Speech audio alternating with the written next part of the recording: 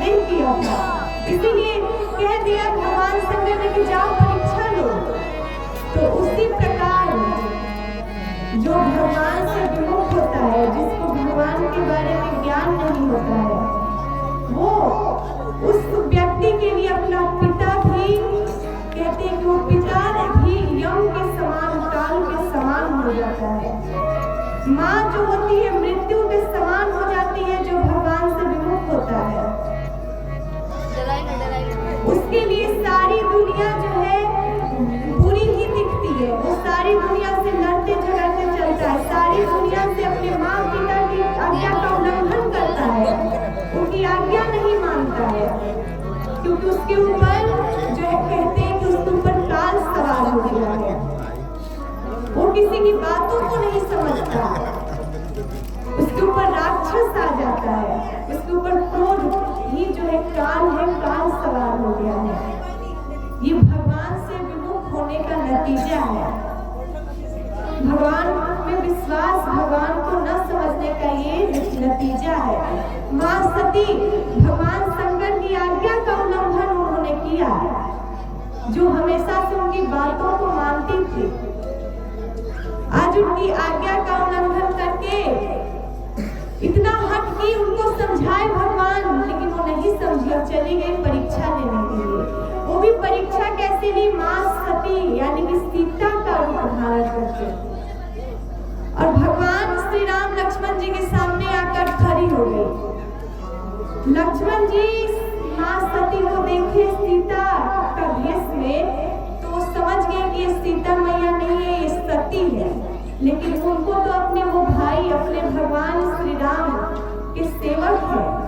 जब स्वामी ही कुछ नहीं कह रहा है, जब उनको ही कुछ मतलब नहीं है, तो हम किस काम के, हमारा क्या अधिकार है?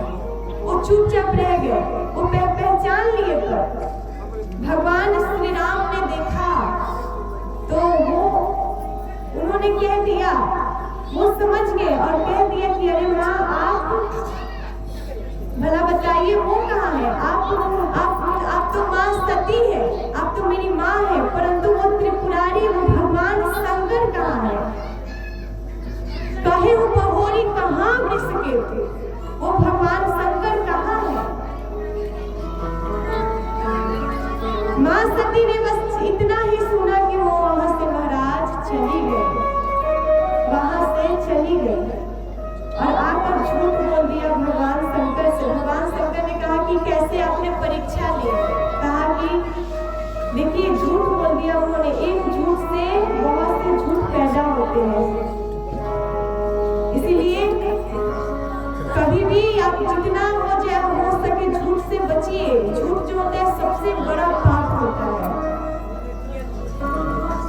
सच्चाई के रास्ते पे चलेंगे, सत्य को अपनाएंगे, सत्य ही ईश्वर है। जहाँ सत्य है वहीं भगवान है। अगर आपके पास सत्य है तो भगवान आपके साथ है। अगर आप सत्य के रास्ते पे, सच्चाई के रास्ते पे चलेंगे तो भले आपके जीवन में, आपके रास्ते पे महाराज कांटे आएंगे, पर वो चुभेंगे नहीं। क्योंकि आपने देखा होगा, मैं आपसे बात कहती हूँ, आपने देखा होगा जो जितना सच्चाई के रास्ते पे चलता है वो उतना ही दुख में होता है।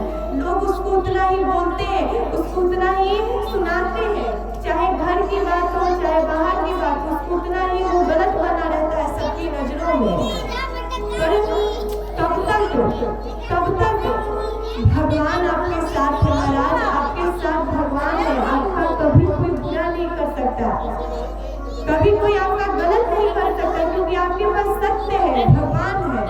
आप सच्चाई के रास्ते पे चलिए, हमेशा सच्चाई की जीत होती है।